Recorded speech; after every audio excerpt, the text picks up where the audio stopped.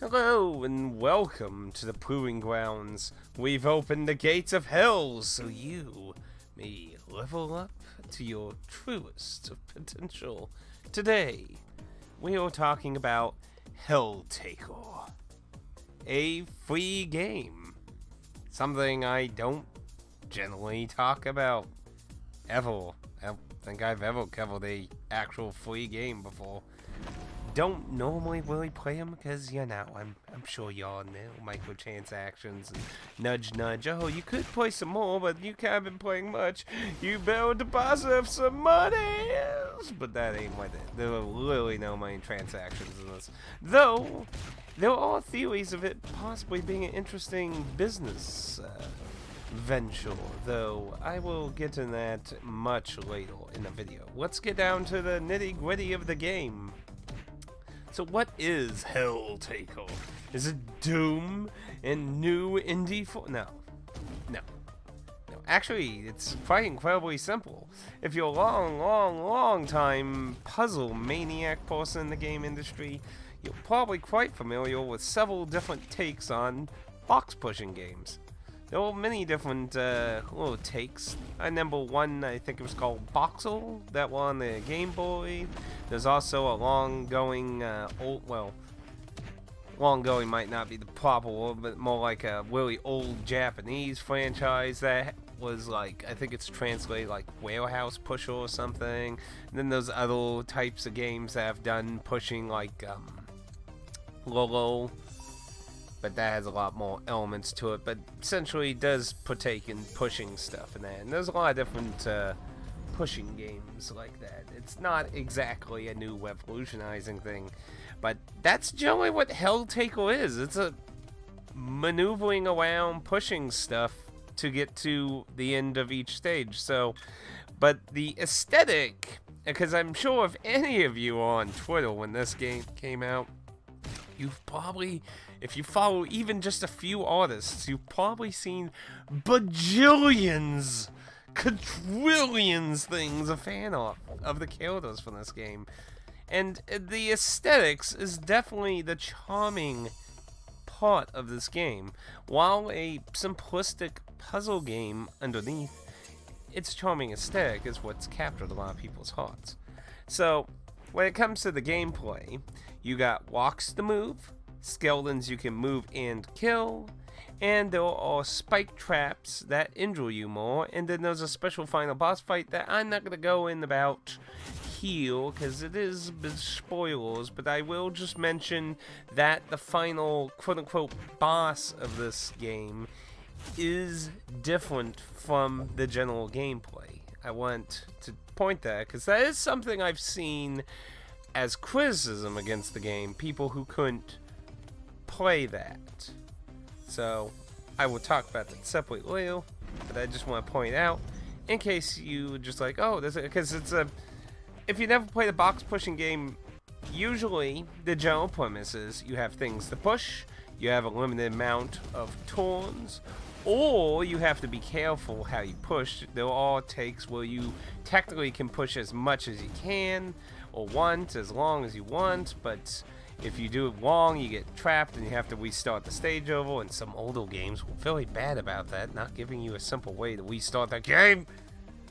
Helltaker, luckily, does not have that problem. If you get into a shitty situation, you can either get yourself quickly killed, as Helltaker uses the limited quantity of turn system, or you can hit a button and immediately reload the stage, so no problems there in that department. But the spike traps are really the only other thing outside of the pushing of the skeletons and the locks.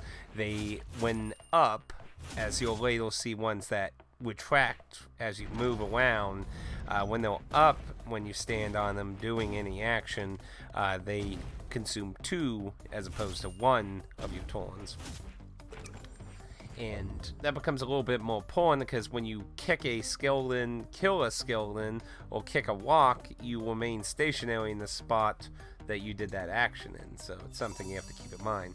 The only other thing you have to really worry about is sometimes needing to get a key to unlock a door so you can get to the end of the goal. But what is the goal of Helltaker? What is this deprived lunatic man after? Well, waifus, of course, waifus.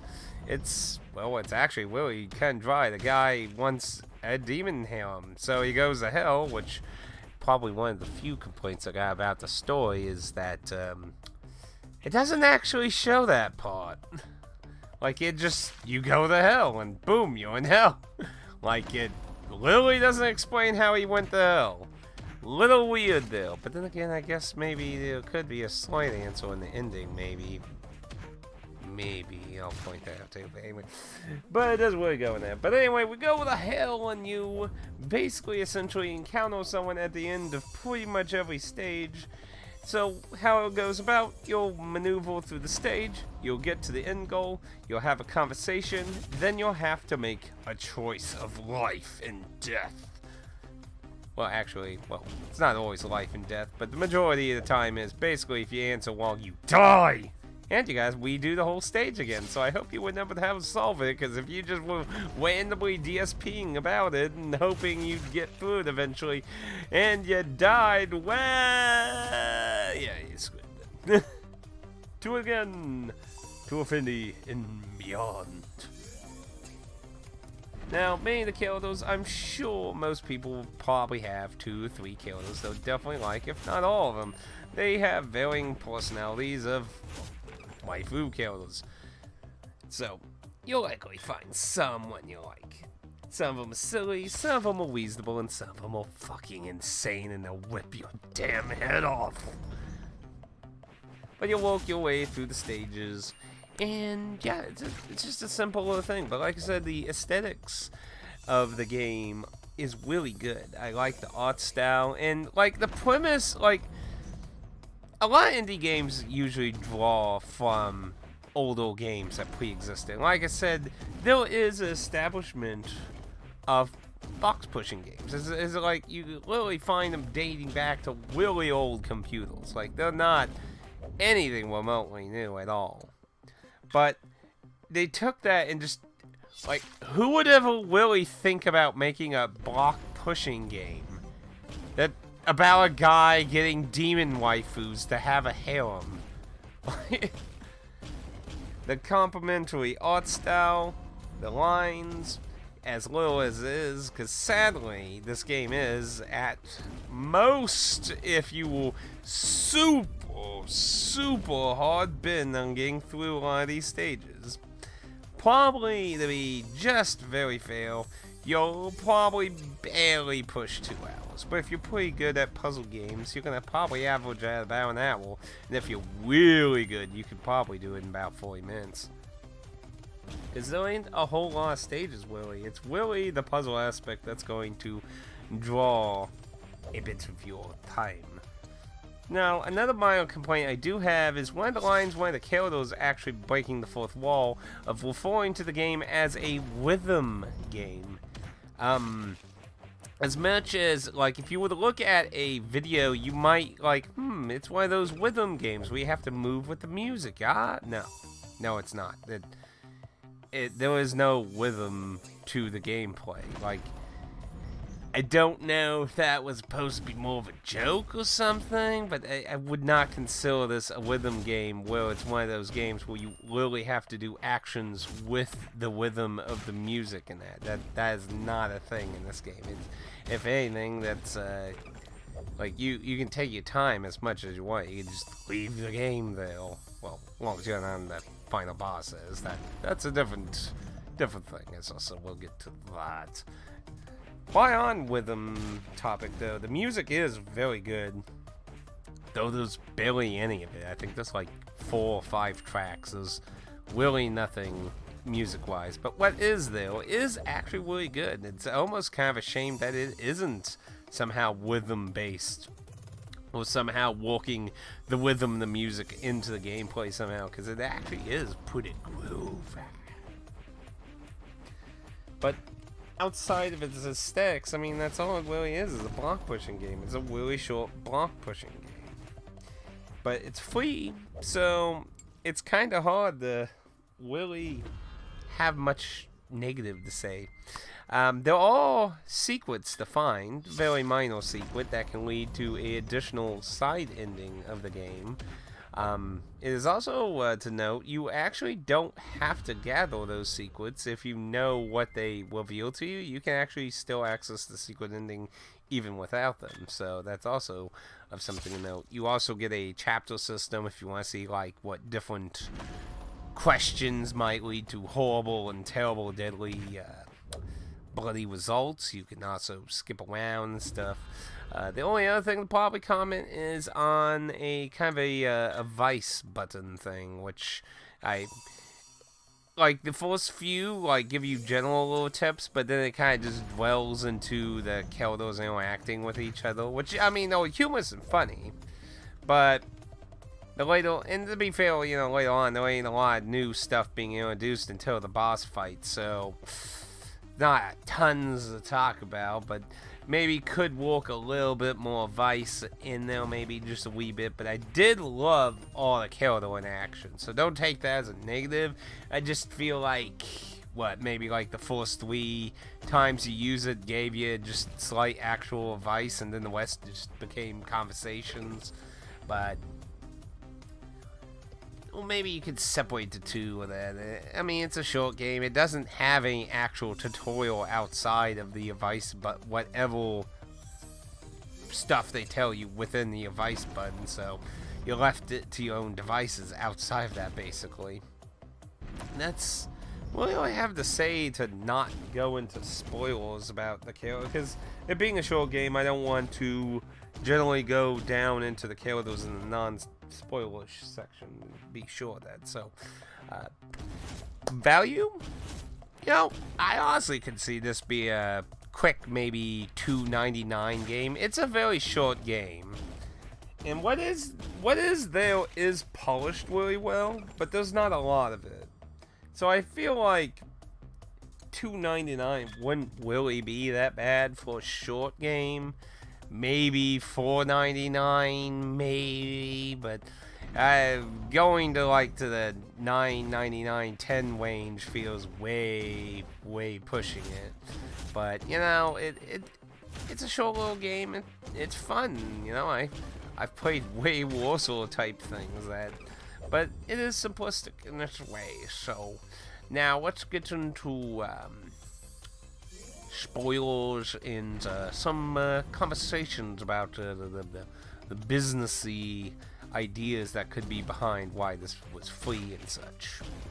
So first, spoilers. So I generally liked it, most of the cast. They were very humorous.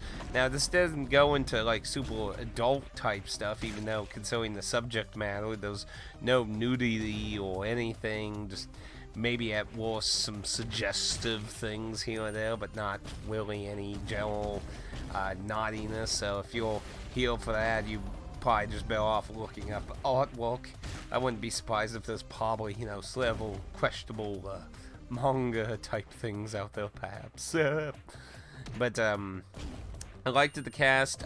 There is a secret character who is actually the narrator of the game that gets introduced. If you know how to access him, or not him, her.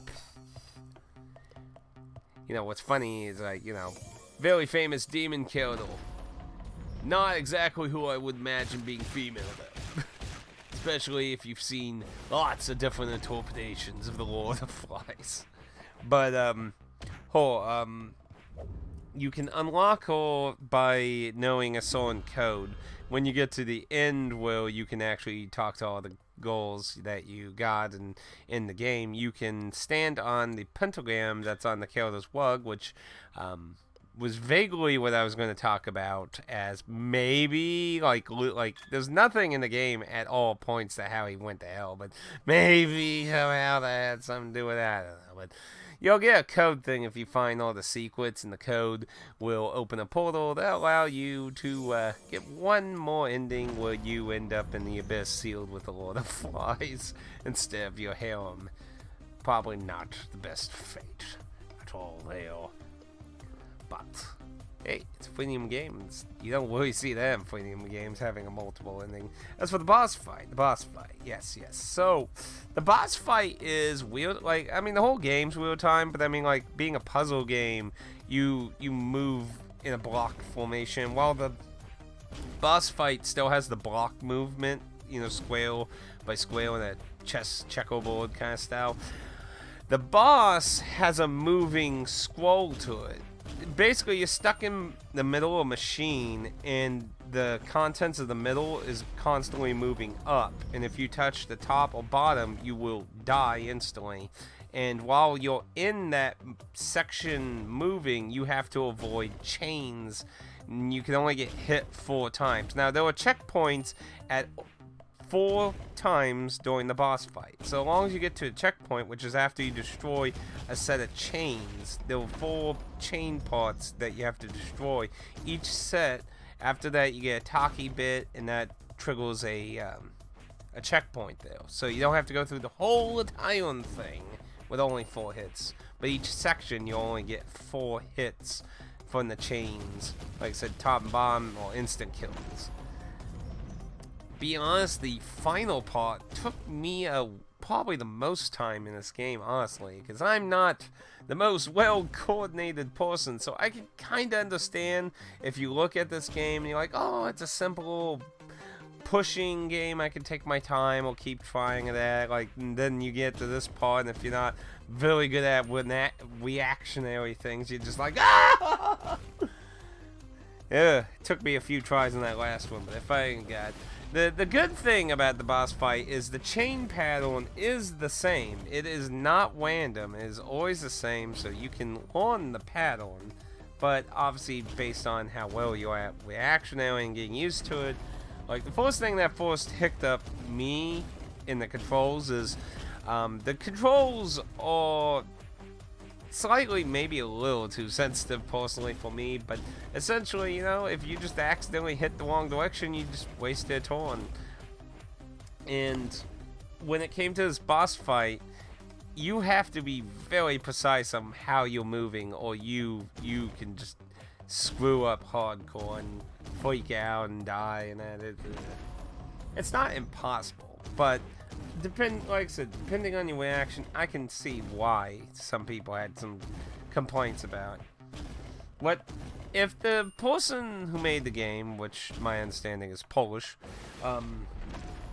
if they are using this to go into a venture of a franchise or something, what I think would be nice to do is the gameplay essentially doesn't give you a lot of freedom to do other things or find other paths. There's one stage you can do completely different, which actually has its own achievement attached to it. But there ain't a lot of going outside the boundaries of how the game wants you to play. So what probably would be a good idea if they made this into a franchise and made another game, like an actual full-blown purchasable longer game of that, is they probably would want to add a difficulty mode. You could probably have normal, have what this is, just how Helltaker is, where you have an exact set amount of moves and there's just very little, nothing to go over or under. You could probably have an easy mode that gives you some extra, and maybe you could have a hard, like if you did normal, maybe give 1 or 2 other paths you could maybe figure out and make hard, like where there's literally only one way or something. I don't know. There's a few different ways you could go about it, but that probably would get rid of slight complaints with people who had problems with the game. And then of course for like the boss fight, you give them extra hit points and that. It all worked for me, but I'm just saying for those who might have more difficulty, maybe that would offer a little more for them. That, you know, you gotta have that super easy mode. Not to insult anyone here or there, but you know who I'm talking about. You know who I'm talking about. Anyway, but for those who actually do have, because like I said, I'm not a good reactionary type person either, so that's why I throw that out there, that maybe adding slightly a difficulty thing there that Not a must, obviously, because I'm always also on the side of the devs to design the game how they want, and if they feel like that's how it should be, that's their decision. But I'm just throwing it out there. Just throwing it out there. But outside that, enjoyable. The ending's just pretty simple. You get your harem, and it's just kind of left at a cliffhanger that the cops are at your door. You give them pancakes. They got questions for you, and that's it. Just ends there. Now, a lot of people have been speculating, because this blew up in a lot of artist communities and that this could have been a business venture move. Now, you might be asking, how can this be business like, in any way? It was free. Well, as somebody had pointed out before, it's quite possible that was actually part of the plan, to make it free. You allow people to interact with the characters, know them, waifu them up, art style, just spread the waifu-ness all over the internet, and then make an actual newer game or a sequel or however go about it related to it, and make that one a more full-blown game that costs something, and just build on it. Because basically, if that's the idea that's going on here, they're building up a fan base and letting it basically spread like a virus, and then they're going to put something that actually costs money out there. And that's not necessarily a bad idea if you can go about that without needing revenue of that. It was a very small team of people that put this together. So if that's the idea, I have to say a very interesting move. Now, I probably wouldn't say it's the first time anyone's ever done that, but probably the only instance I really know of, outside of not counting, like, you know, demo-esque type. I mean, that's essentially basically where we could be if that's the idea behind it. It could be essentially a demo to a bigger idea. Or it could literally be like a chapter 1 to a bigger idea. But who knows? Who knows? The character designs, everything have went very well. They have a huge fandom for a very like a 1 hour game, indie game. It has like all the way like a wiki page and stuff all about it, about the characters, of course. Very detailed information about the characters and speculation. I'm just like, damn. I've seen AAA games that weren't like as crazy waifu'd and not have like even half the information this game has on wiki pages and things. But that's pretty much all I got really to say about Helltaker.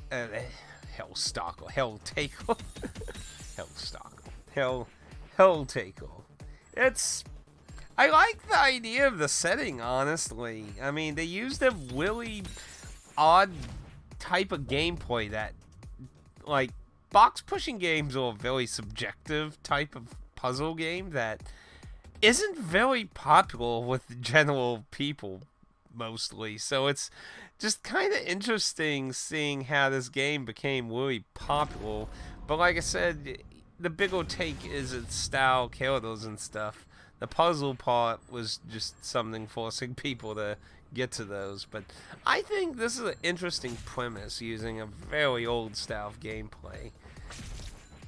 So I myself, if they actually plan on either making more content, making a full-blown game, or spin-off related to it or something, I'll be very interested to see what they do. But those are my thoughts on Helltaker. It's a free game. It's currently only on Steam. Supposedly he plans on having a DRM free version sometime. Far as I know, that ain't up yet. And I think he might have said something about putting it on consoles. Not sure if I remember that was official or unofficial, or I don't know if that, I can't remember if that was official or speculation type thing. It'd be interesting to see put on consoles for free. because I think that would because it will cost them a little money to put on consoles. So that really makes me, if they put it on console, I really have to think they'll going to try and do like whatever they do next is going to be the business transaction thing. So I'll be interested to see what comes after this, if there is anything. And if not, then it's a real shame, because then they're just abandoning a whole concept that I think would have been nice. But anyway, if you have any questions or anything you'd like to throw down in the comments, feel free to leave a comment down below. If you feel like you learned anything interesting, feel free to leave a like. And if you feel like you learned nothing at all, feel free to leave a dislike. You're free. And until next time, thank you for joining me at the Proving Grounds.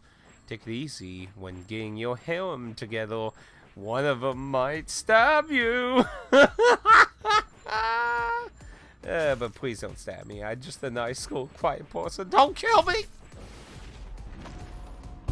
どうだった？私の作った朝ごはん。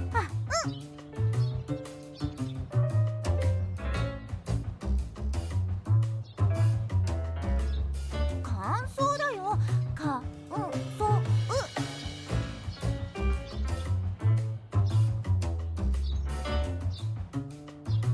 そうか、そう